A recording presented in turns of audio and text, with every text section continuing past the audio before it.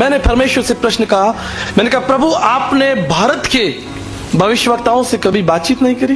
प्रभु ने मुझे उत्तर दिया, प्रभु ने कहा नहीं, ऐसा नहीं है, मैंने बातचीत की।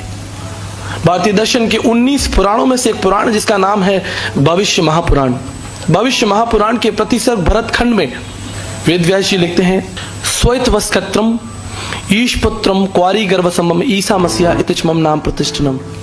वो परमेश्वर इस पृथ्वी पर प्रकट होगा जो निष्कलंक, निष्पाप, कर्मयोगी, सनातन, पवित्र, क्वारी से जन्म लेने वाला, और उसका नाम ईसा मसीहा इतिच मम नाम प्रतिष्ठनम। संपूर्ण मानव जाति के इतिहास में लोग उसको ईसा मसीह कहेंगे। हालेलुया। गीता के 17वें अध्याय में 18वें अध्याय 22 श्लोक में श्री कृष्ण जी का है, तुम्हें भी शरणम गच्छ सर्वभावेन भारतम तत् प्रसादनम प्रशासिति। उस परमात्मा के पास जाओ अर्जुन, तुम उस परमात्मा के पास जाओ जो तुम्हारे पापों को क्षमा करेगा, जो तुम पर अपना अनुग्रह प्रकट करेगा। मांत्रिक उपनिषद में कहा, देवानुग्रह हेतुक्रम, उस परमेश्वर के अनुग्रह से ही तुम्हारे पापों को क्षमा मिलेगी। और प्रभु यीशु मसीह ने कहा, मैं तुमसे प्रेम करता हूं क्योंकि मैं अच्छा चरवाहा हूं। अच्छा चरवाहा अपने मित्र के लिए प्राणों को भी प्राण देता है। मैं अपना प्राण तुम्हारे लिए देता हूं। तुम्हें शरणम गच्छ सर्वभावेन भारतम तत् प्रसादनम प्रशासिति देवानुग्रह हेतुक्रम। उस परमेश्वर के पास जाना है जो आपके ऊपर अपने अनुग्रह को प्रकट करेगा। और यीशु ने कहा, मेरा अनुग्रह तुम्हारे लिए काफी है। माई grace is sufficient for you. मेरा अनुग्रह तुम्हारे लिए काफी है। मैंने कहा, पंडित जी शायद आप वैष्णव ब्राह्मण प्रार्थना मंत्र भूल चुके हैं। उसमें लिखा है, पम पापात्मा पाप कर्मा पाप समात्राहिमाम पुंडरक्षाम सर्व पाप हरे हरे। परमेश्वर मैं पापी हूं, मैंने आपकी दृष्टि में पाप किया है, और अब इस पाप अवस्था में मुझे आपका अनुग्रह ही मुझे आपके निकट लेकर आ सकता है। हालेलुया।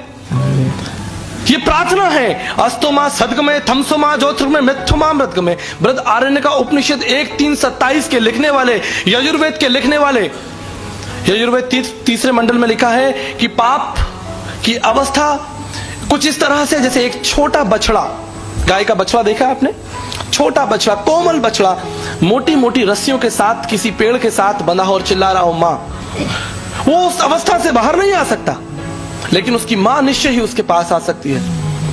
वो उस अवस्था से छुटकारा प्राप्त नहीं कर सकता, लेकिन उसकी मां उसके पास आ सकती है। परमेश्वर का कार्य बहुत सरल और बहुत सीधा है। प्रेम धर्म का मूल है और पाप मूल संताप। जहां दया वहां धर्म है, और जहां क्षमा वहां आप। परमेश्वर की उपस्थिति वहां है, धर्म वहां है जहां प्रेम है, जहां सच्चाई है। जहां हत्या है वहां परमेश्वर की उपस्थिति नहीं है।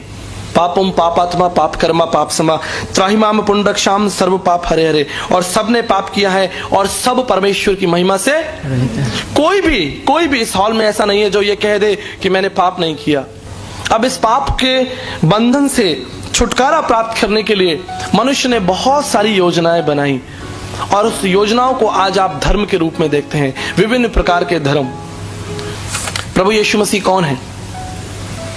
भारतीय दर्शन में 37 भविष्यवाणियां परमेश्वर के विषय में लिखी हैं कि परमेश्वर को अगर आप जानना चाहते हैं तो ये परिचय स्वयं परमेश्वर ही आपको देगा। मेरा परिचय कोई दे सकता है? आप में से खड़े होकर इस स्थान पर मेरा संपूर्ण परिचय कोई दे सकता है? I would say my wife is just right here but she can not. वो भी शायद मेरा परिचय नहीं दे सकती। प्रियो, परमेश्वर का परिचय मनुष्य कैसे देगा? परमेश्वर का परिचय स्वयं परमेश्वर ही देगा। हालेलुया। स्वयं परमेश्वर को ही परमेश्वर को अपना परिचय देना पड़ेगा। प्रभु यीशु मसीह का संदेश भारत में कब आया? लगभग 2000 साल पहले। लेकिन आपको जानकर आश्चर्य होगा, इब्रानियों पहला अध्याय पहला पद हम निकाल लेंगे जल्दी से। Book of Hebrew chapter 1 verse 1।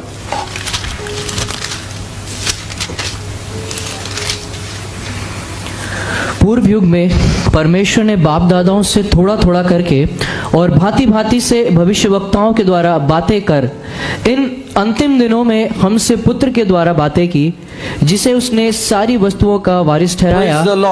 यहाँ पर परमेश्वर का वचन कहता है कि पूर्व युग में परमेश्वर ने हमारे बाप दादाओं से थोड़ा थोड़ा और भांति भांति करके बातें की। Through prophets, God spoke to us through people. मैंने परमेश्वर से प्रश्न कहा, मैंने कहा प्रभु आपने भारत के भविष्यवक्ताओं से कभी बातचीत नहीं करी? You have no plan for India, you never spoke to our people, our ancestors. हमारे लोगों से आपने बातचीत नहीं करी? प्रभु ने मुझे उत्तर दिया, प्रभु ने कहा नहीं, ऐसा नहीं है, मैंने बातचीत की। भारतीय दर्शन के 19 पुराणों में से एक पुराण जिसका नाम है भविष्य महापुराण। भविष्य महापुराण के प्रतिसर्ग भरतखंड में वेद व्यास जी लिखते हैं, तुम्हें शरणम गच्छ सर्वभावेन भारतम। आपने यह सुना, गीता 18वें अध्याय 22 श्लोक में। अनुग्रह देने वाला परमेश्वर, उसके पास जाना है जो अनुग्रह देगा। भविष्य महापुराण के प्रतिसर्ग भरतखंड में लिखा है, स्वैतवस्कत्रम ईशपुत्रम क्वारी गर्भसम्भम ईसा मसीहा इतिचमम नाम प्रतिष्ठनम। वो परमेश्वर इस पृथ्वी पर प्रकट होगा जो निष्कलंक, निष्पाप, कर्मयोगी, सनातन, पवित्र, क्वारी से जन्म लेने वाला, और उसका नाम ईसा मसीहा इतिचमम नाम प्रतिष्ठनम। संपूर्ण मानव जाति के इतिहास में लोग उसको ईसा मसीह कहेंगे। हालेलुया। हमारा परमेश्वर किसी जाति, किसी समाज, किसी देश से जुड़ा हुआ नहीं है, लेकिन संपूर्ण पृथ्वी पर राज्य करने वाला परमेश्वर है। परमेश्वर का वचन कहता है उसने बोलकर पृथ्वी को बनाया है। God has no caste, no religion. परमेश्वर का कोई धर्म नहीं है, परमेश्वर की कोई जाति नहीं है। प्रियो, आज भारत के कोने कोने में हम जाकर प्रभु यीशु मसीह के संदेश को बांटते हैं। अलग अलग प्रकारों के लोगों से हमारा प्रतिदिन मिलना होता है। कई स्थानों पर लोग कहते हैं तुम्हारा प्रभु यीशु मसीह तो एक विदेशी परमेश्वर है, तुम्हारा प्रभु यीशु मसीह तो ईसाइयों का परमेश्वर है, तुम्हारा यीशु मसीह तो अंग्रेजों का परमेश्वर है। प्रियो, भारतीय दर्शन शास्त्र में लिखा है, शब्दाक्षर परम ब्रह्म शब्दो ब्रह्म, आदि में वचन था, वचन परमेश्वर के साथ था, वचन देहधारी हुआ। परमेश्वर का वचन हमें सिखाता है कि वो परमेश्वर जो अज्ञात परमेश्वर था वो देहधारी हुआ, प्रकट हुआ, हमारे बीच डेरा किया। मांत्रिक उपनिषद भारतीय दर्शन शास्त्र में लिखा है, शब्दो ब्रह्म, शब्द ही परमेश्वर है, शब्दाक्षर परम ब्रह्म, और शब्द देहधारी होकर हमारे बीच में रहा। 33.5 ईयर्स, 33 साल से अधिक का समय वो हमारे बीच मनुष्य बनकर रहा। यूं नहीं, भारतीय दर्शन शास्त्र के ब्रह्म बिंदु उपनिषद 31 में लिखा है, परम आत्मा वो परम आत्मा है, सुप्रीम स्पिरिट, सुप्रीम स्पिरिट, उससे बड़ा कोई नहीं है। श्रुति में श्रुतियों का वो ज्ञाता है। ब्रह्मनिष्ठम, वो एकाकार परमेश्वर है, पूर्ण परमेश्वर है।